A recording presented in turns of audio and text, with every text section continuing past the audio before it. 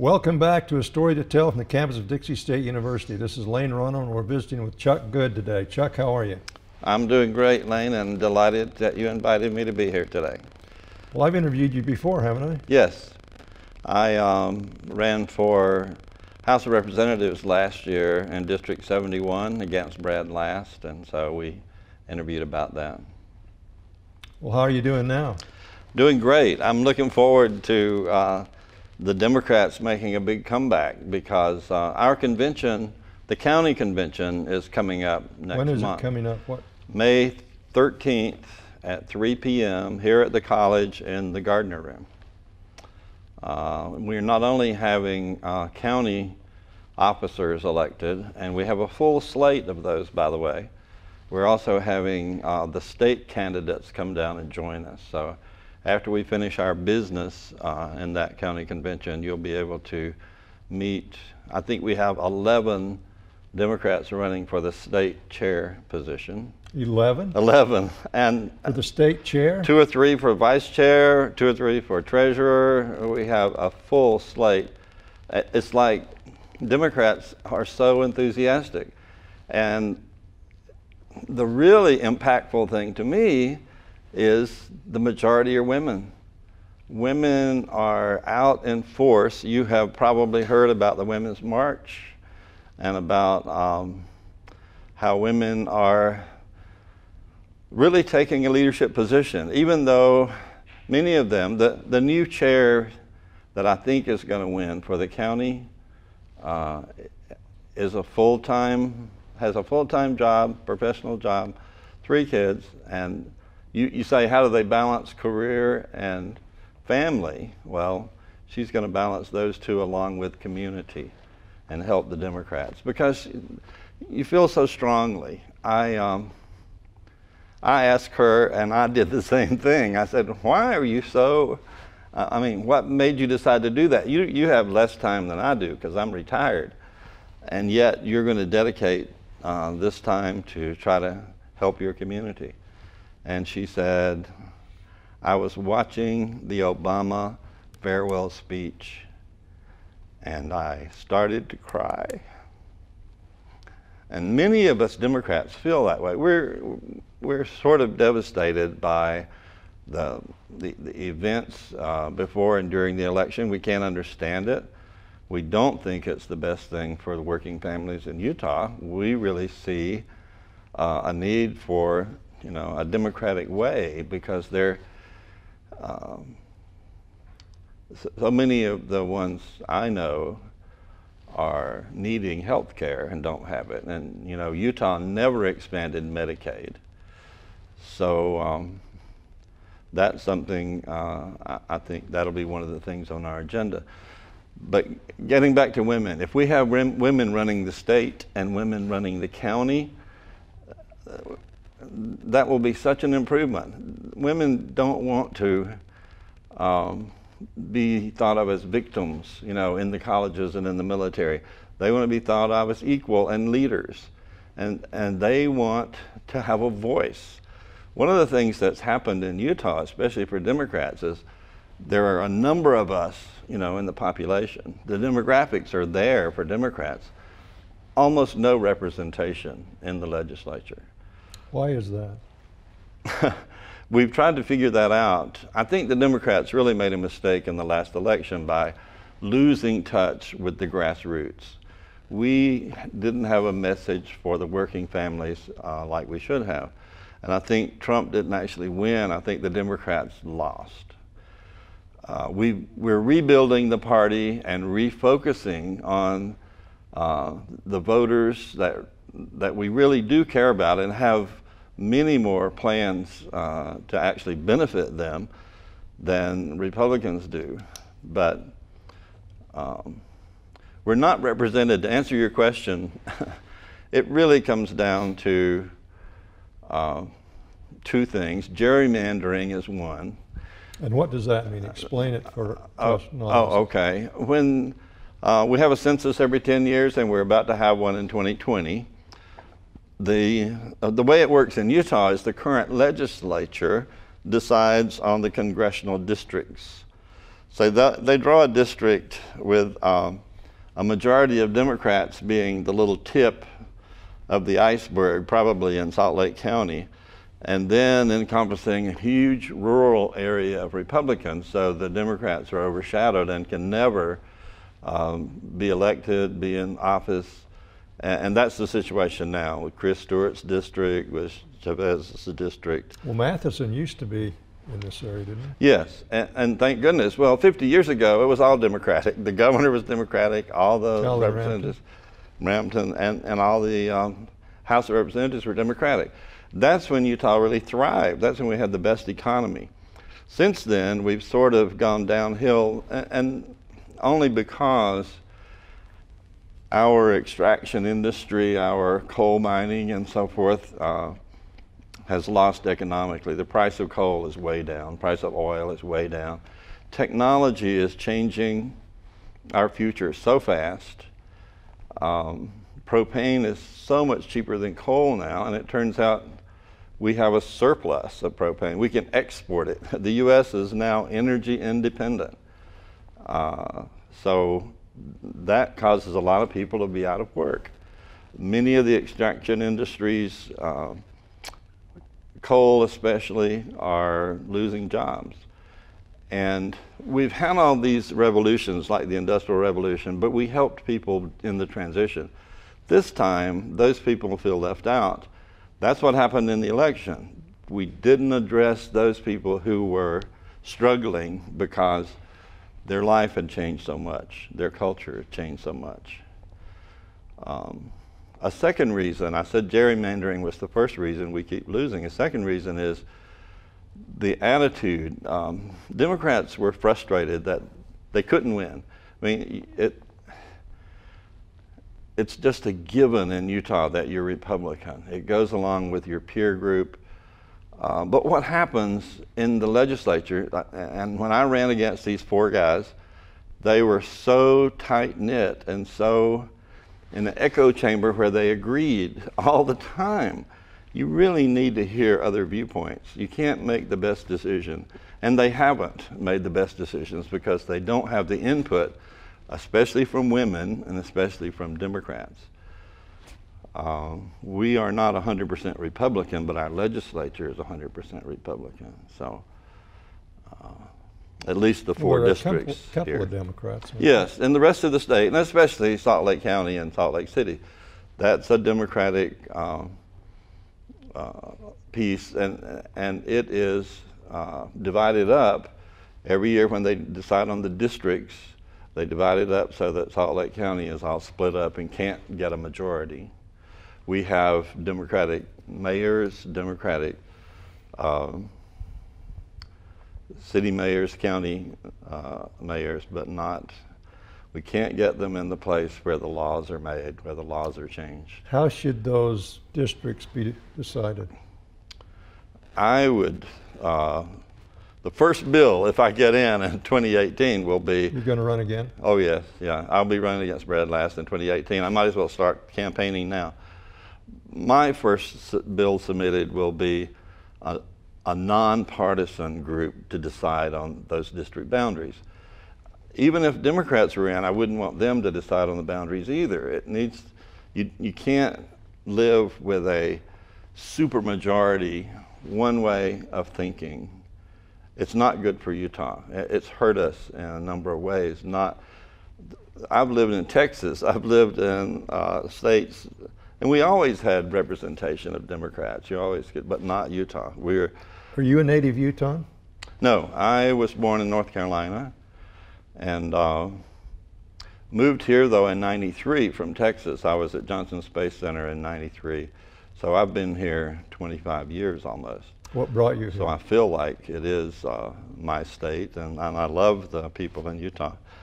My wife's family is from Salt Lake City, and they retired down in St. George, and we came here really to sort of be with them and care for them as they retired and got up in years, and her father's died. Her mother is in the nursing home here. We'll be 101 in November. So we're hardy folk. And turned out so well that we did move here, because I see so many needs, and I've been pretty active in charities and nonprofits around, and I see the people who are suffering, and it's like we're not caring for them. So many young people are on this opioid, tragic, taking the pain pills to get some sort of relief, because it seems like there's a two-tier thing here, and the people we're talking about, the working families that have such a hard time, are stressed. It's a really stressful situation to try to work 3 jobs, and if you're a single mom, to try to raise a family and work at the wages we have. It's ridiculous to say you could live on $7.25 an hour and raise your kids. You don't have any time to do anything. The ideology in Utah is that business will take care of us, that the job creators will be benevolent in their employment and take care of employees, and that certainly hasn't been the case. They refuse to increase wages.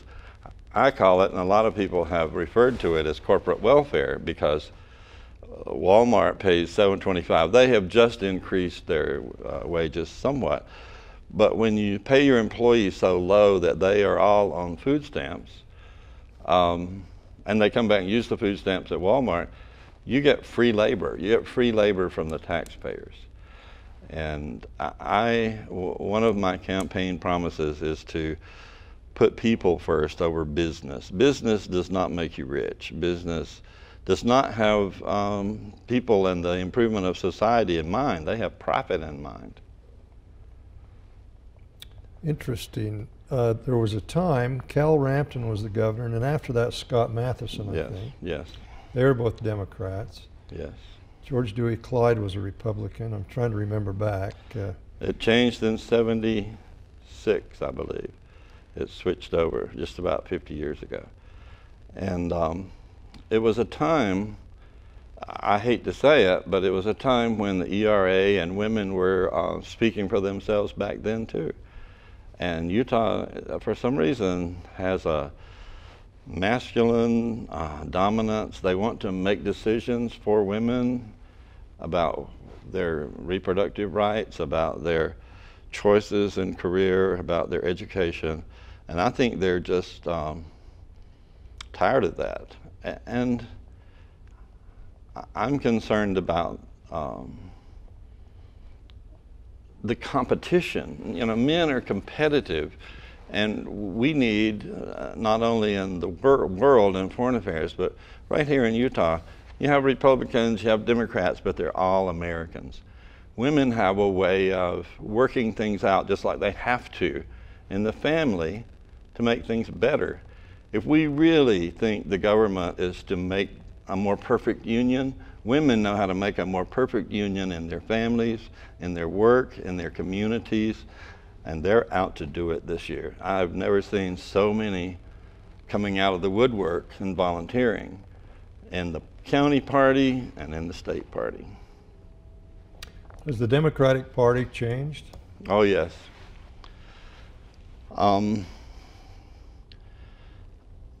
I think the government is a good thing. I know Paul Ryan and everybody else would like to limit government and say, oh, it's a wasteful thing, but it is the thing that builds our society, that makes for a more perfect union, as we say in the Constitution.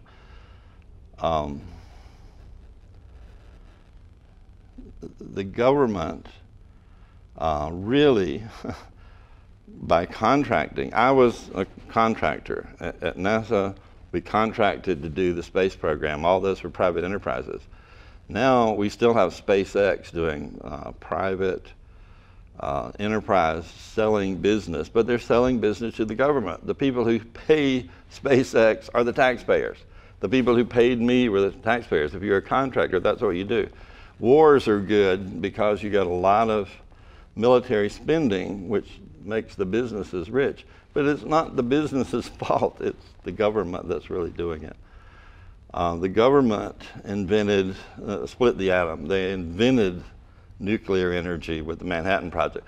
They invented the internet, not Al Gore. You're kidding. I thought Al Gore invented it. The Pentagon, DARPA research invented the internet and also made it standard. Regulations that the government does to protect working families are good things. We say we don't want regulations, but we still believe in the rule of law. Well, those are laws to protect children, to protect people in need who fall through the cracks occasionally. And I think Obama saved the nation. I think he threaded the needle on the recession, which could have easily been a depression if he hadn't bailed out the banks. And it was the bank's fault. If he hadn't given the stimulus to Ford and GM, they wouldn't be here today. So he really saved us. Well, didn't one of the companies forego the stimulus? One of the car companies? Yes, and they are not leading now. So I think it was Chrysler, and they are, struggling.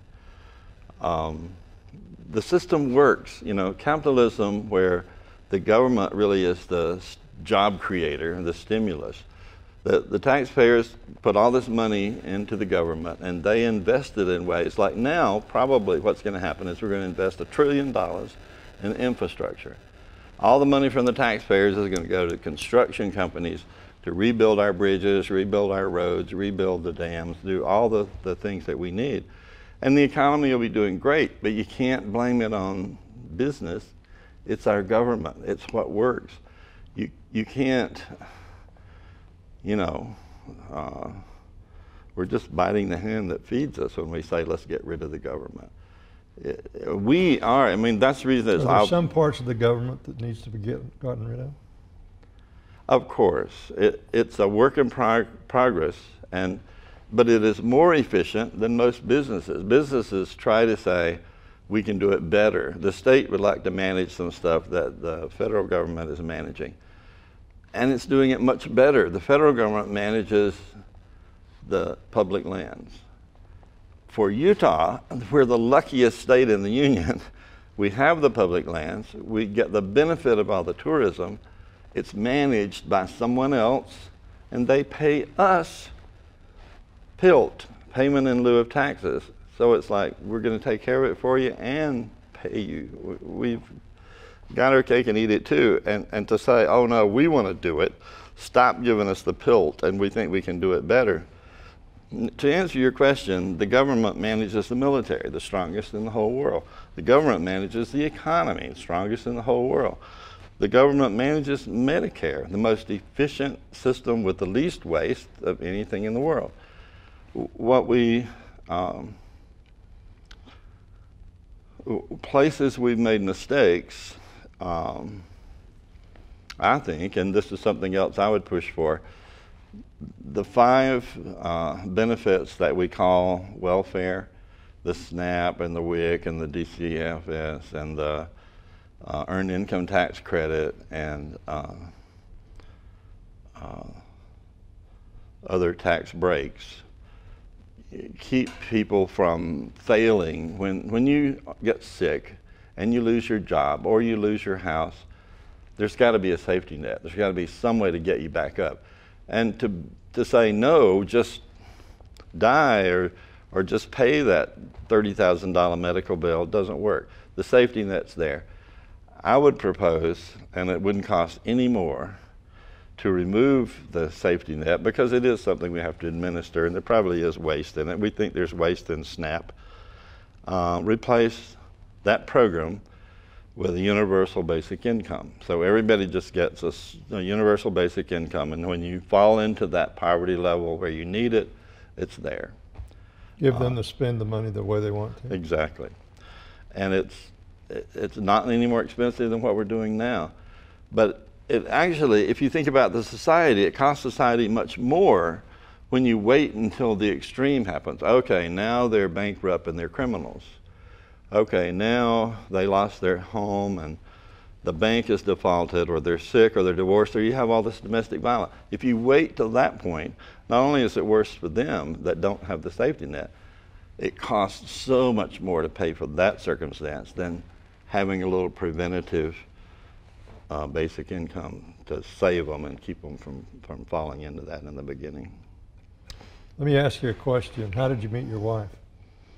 She's from Salt Lake. She You're from is. North Carolina? Yes. How did you meet? That was unusual. I was a soccer commissioner for 2,000 kids, and we had a convention for Section 9 in Salt Lake City. So I came from North Carolina to Salt Lake City, did the training and so forth, and she was actually introduced to me by a friend also in the soccer league.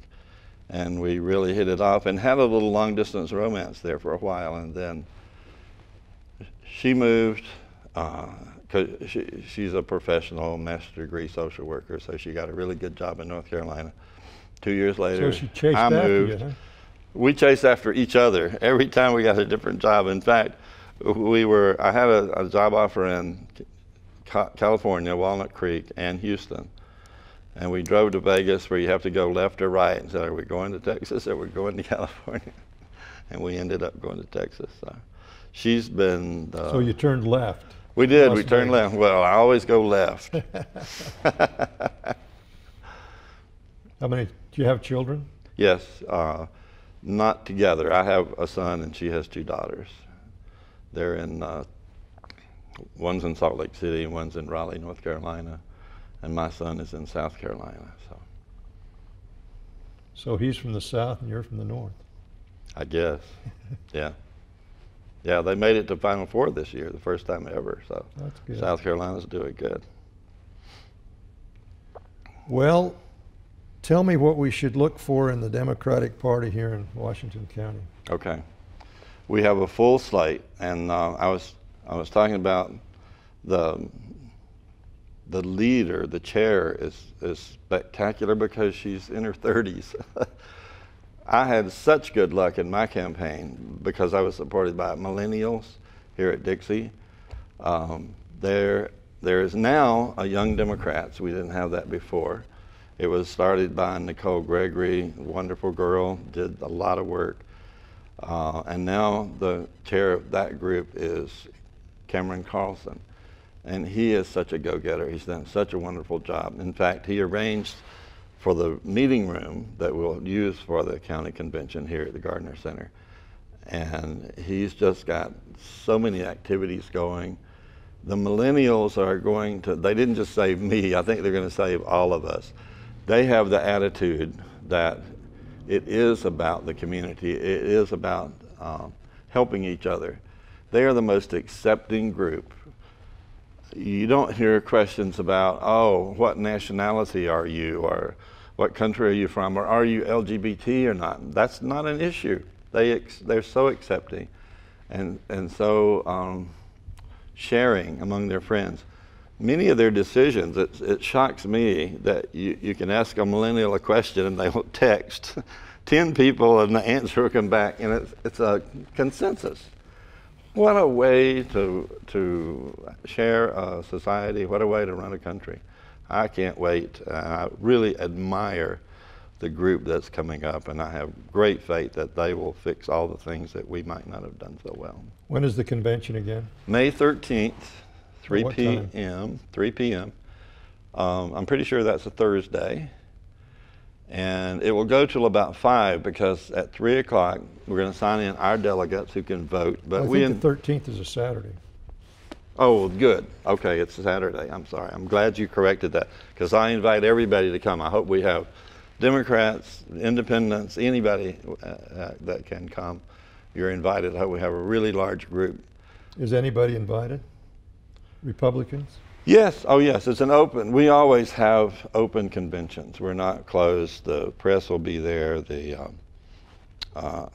and that's the way we want it to be. We like the transparency. The Democratic Party is very transparent. Our chairman, our current state chairman will be there, Peter Caroon. He's done a wonderful job, really admire Is he running Peter. again? No, he's not running again. He has other plans, and so 11 people are trying to get that position. And TJ Ellerbeck will be there, our political director. So you'll hear some really good updates on what the Democratic Party is doing. And then you'll hear from all the candidates. I think of the 11, we have 4 or 5 that will be attending our convention and hear about what's going to happen to the Democratic Party and what the future looks like. I think it's going to be much more statewide. I think you'll see Washington County and St. George be more involved in the Democratic process than it was in the past. That one of the things that we're pushing for. And I think we'll refocus on our voters and rural. I think we'll focus more on the rural and maybe divide the state up into rural segments so that we can really communicate our message to those people, because it is one that helps working families. We really do care about the people. We really do put people first. I'm not criticizing business, but they don't put people first, and it's hurt Utah. I love the people. I've seen the 25% in poverty, the 25% of kids that are in poverty, and the 12% of adults that are in poverty, and how hard they work, what good people they are, and how they just don't have a chance because the state legislature always bends to business. They even losing Patagonia, the outdoor retailer, because they have this stance on public lands, and they don't support the environment. One of the things the Democrats think is that we've been given this great national treasure, and it belongs to the rest of America, not us. We are lucky to have the treasure right here and be able to live and work in it, but it belongs to the rest of America, and Bears Ears is a treasure not to be divided up or mined or have roads go through it. It's something we want to preserve, and it's for the people. It's not for Utah to profit. Although I know that's Chuck, something. we're running out of time. I want to thank you for being with us. Oh, thank you. Encouraging the Democrats to attend their convention. Everyone's invited. Well, I may be there just to see. Good. Oh, I hope so. I hope to see you. This is Lane Rano from the campus of Dixie State University. Thank you for being with us on A Story to Tell.